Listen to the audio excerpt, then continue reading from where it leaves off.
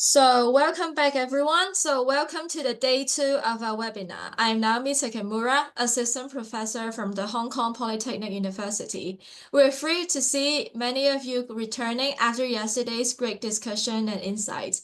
And a big thank you to all our speakers, panelists, moderators, and all of you who engaged in the chat and Q&A yesterday. So let's keep the energy going today. So here's what ahead. We will start with Dr. Andrew Binks sharing on the Dyspnea Society's educational outreach briefing, followed by 2 sections of presentations. And we will wrap up the webinar with a keynote presentation by Dr. Naomi who will be sharing on personalizing mechanical ventilation to relieve dyspnea in the ICU. So here's some housekeeping reminders. So cameras are encouraged during the Q&A, and please stay muted during the talks, and you will be invited to unmute for questions. So public chat is disabled. So please use the Q&A panel or ask live when you're called on. So same as yesterday, please help us maintain a collegial, respectful, and academic atmosphere. So regarding the questions and discussion, submit the questions in the Q&A box, and moderators will create and group them. To ask live, you can use the raise hand function in the Zoom and wait to be invited to unmute. So basically, all sections are recorded by default. If you have any concern, please contact the organizing committee. So it's my pleasure to introduce the speaker of our first section today, Dr. Andrew Binks. So Dr. Binks is an associate professor in the Department of Physical Therapy at Radford University, and he is the president of the Dyspnea Society. A pulmonary physiologist by training, his research explores the neuromechanism underlying dyspnea, including sensory processing, respiratory control, and the affective experience of breathlessness. He also served as a lead organizer of the first 3 dyspnea conferences. So in this section, Dr. Binks will highlight the current and future educational initiative of the Dyspnea Society, including efforts to foster collaboration, support early career researchers, and translate research into practice. He will also outline the opportunities to engage with the Society's growing global network. So without further ado, I'm pleased to give the floor to Dr. Binks. Thank you. Thank you. Let me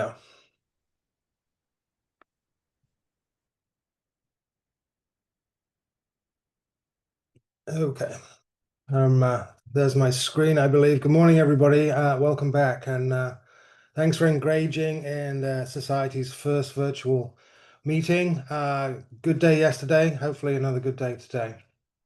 So I'm going to be talking to you today about something a little different. I'm obviously started off as a dyspnea researcher, but I drifted off into medical education for quite some time. And so that's the hat that I'm wearing today as a medical educator. The Dyspnea Society's tagline is advancing breathlessness research through collaboration. And the presentation I'm going to give today is brief, but delves away from research. But I think advancing breathlessness education through collaboration is where we're going with this initiative. So we've started an educational outreach initiative, and this is why we've started this. Yet again, we've got another comparison with pain and dyspnea. And one of the things that's been mentioned certainly yesterday was the way that we treat dyspnea in the clinic is maybe a reflection of how we teach dyspnea in medical and health professional education. So with that comparison of pain, pain for a while was labeled as the 5th vital sign, and you should always ask about pain, ask about the quality of that pain, so that you can address the patient's needs appropriately. Whereas dyspnea, we've already started to see it described, I think, starting with David Currow, describing it as the silent symptom or the invisible symptom, because of the reluctance of many healthcare providers to actually ask about dyspnea because of their inability to actually address it perhaps properly. And so the approach to pain is to alleviate it. And there are many, many options to alleviate pain.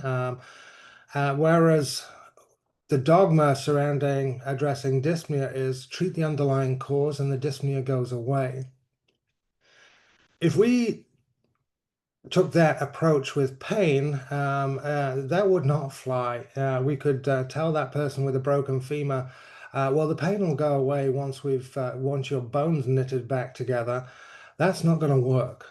And so we need to move away from that dogma of treat the underlying cause. Now, I will point out that I'm aware that I am preaching to the choir this morning, and that many of you have taken this field much further than it has. But to implement it, the idea of this initiative is to really get this embedded early on in health professionals' education. Similarly, we have the emotional response to pain is dealt with as well, whereas still with dyspnea, we treat the underlying cause and the dyspnea will go away and therefore the emotional response will go away. Problem with this, of course, is the emotional response to dyspnea is very powerful and very detrimental. And we can't just keep going with this, treat the underlying cause, because the dyspnea sometimes can't be treated by addressing the underlying cause. We're all aware of this. In chronic disease, we're addressing dyspnea that will not go away because the underlying cause is untreatable. So this is what I've seen in medical education over the last 30 years or so. We do mention dyspnea in medical education a lot. It comes up in case vignettes. So we have dyspnea addressed as an acute symptom or a chronic sign, but that distinction is rarely made. So I've given you two snippets of a stem for either a question or a test question or a class exercise. So the first one is a 54-year-old male expresses rapid onset of breathlessness after disembarking from a long-haul flight. Well, we're all going to go to PE, pulmonary embolism there. And whereas secondly, we've got a 54-year-old male with a history of COPD and who's experiencing worsening dyspnea. Addressing dyspnea frequently stops here in medical education, that it is labeled as a symptom and we don't address anything in terms of the mechanism, the measurement, or the management of it. And this is to our own detriment for the future of practice that's conducted by those early healthcare providers. What we're missing out, of course, and again, preaching to the choir, is the usefulness of dyspnea as a predictor of mortality when we measure its intensity, when we measure its quality, as we do with pain. How does you feel? You know, when we ask the patient, how does your pain feel? Is it dull? Is it sharp? Etc. We miss some of that diagnostic value when we don't actually ask or understand the importance of asking that qualitative assessment. It's also obviously very useful for monitoring disease progression and similarly guiding treatment decisions as well, particularly in palliative care. So we're missing an opportunity here, and that's something that we decided as in the executive committee of the society. Is this is where we can try and have an impact. So our initiative has started. It's a two-pronged approach. One is a little further on than the other. We would like to, first of all, address dyspnea much more prevalently in undergraduate medical and health professional education. For that, we've partnered up with Scholar RX. This is a company that develops material for insertion into medical curriculum. And they have a mechanism called bricks, where there are modules that are developed, basically plug and play, open resource, free, case-based delivery of content areas. Obviously, the content area we're talking about here is dyspnea. So we applied for a grant from ScholarRx to write some of their bricks. If you want to know more about bricks, grab that QR code and it'll take you to their website.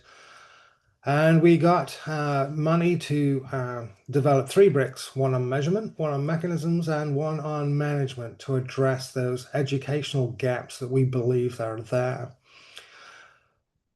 But we're already aware that we could try and educate our early clinical personnel, but there is obviously a need, and we heard about it yesterday, to educate current health professionals and improve their management of dyspnea as well.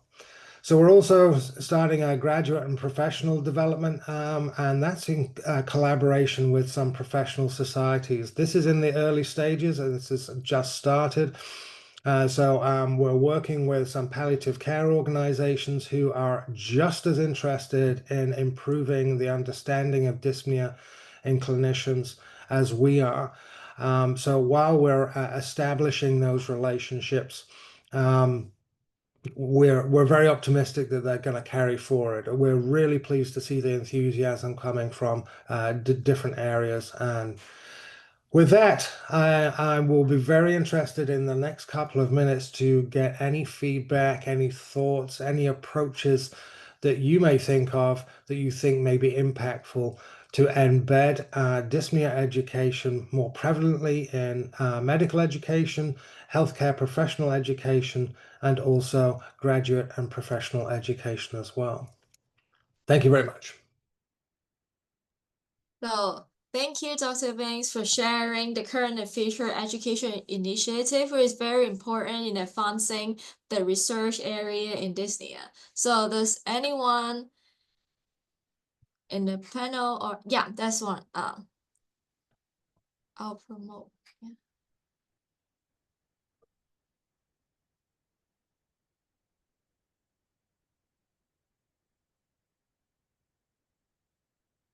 Yeah, Mina, you can go first. Thank you, everyone. And thank you so much, Dr. Binks. I think that was a very, very inspiring and reassuring presentation. And it's very good to hear that you're taking up this project because, yes, I think you mentioned that I shared those findings yesterday. And this has been my observation working in this area of symptom management in ILD for at least for a decade now. And this is consistently noted that patients, of course, and healthcare professionals appreciate the need to do so. And people in our study yesterday all expressed the need to integrate symptom management. They all expressed the need to learn more about it, but somehow the ability to prioritize it in their practice just doesn't seem to exist.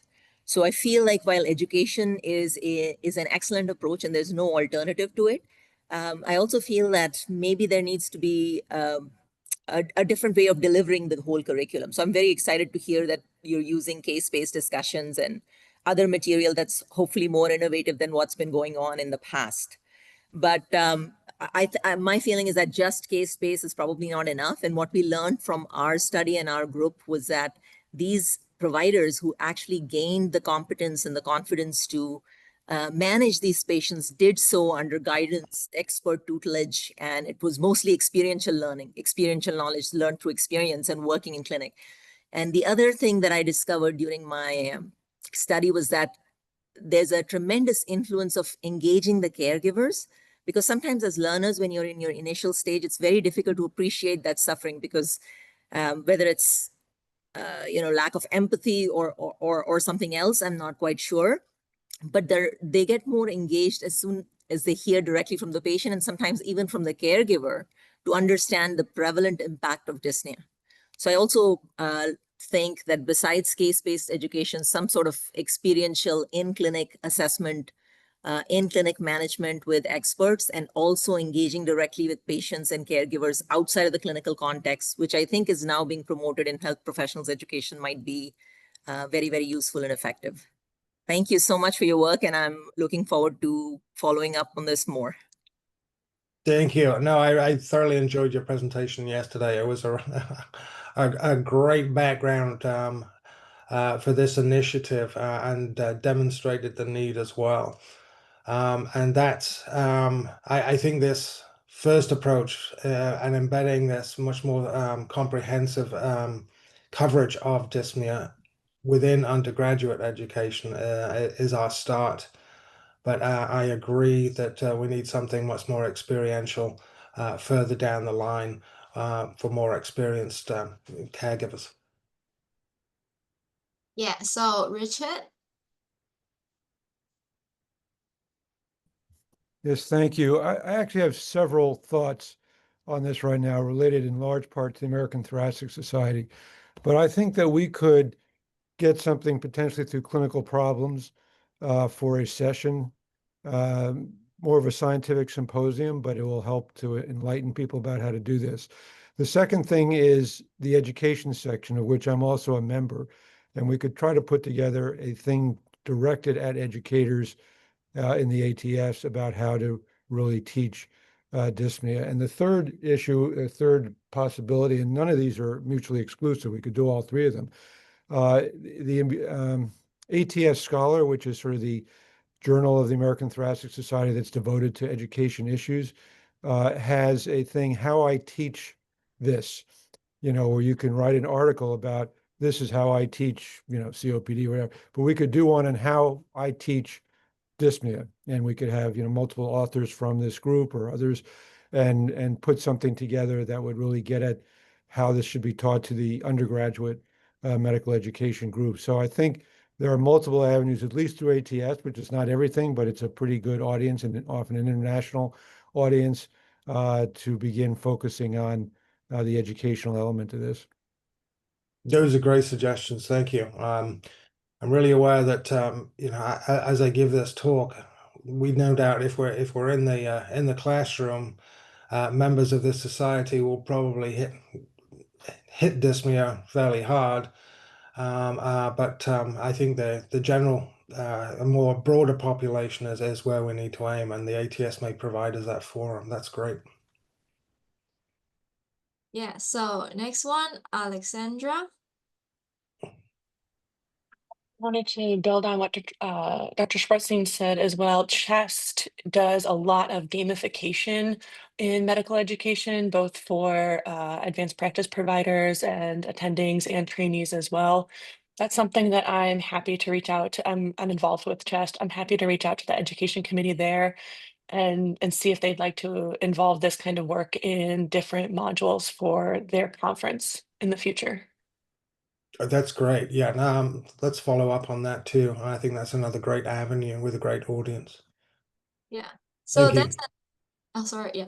So that's another comment from Dr. Davenport. Instruction of dyspnea as a course element in the basic science respiratory physiology initiates the student to inclusion of dyspnea is fundamental to basic physiology education.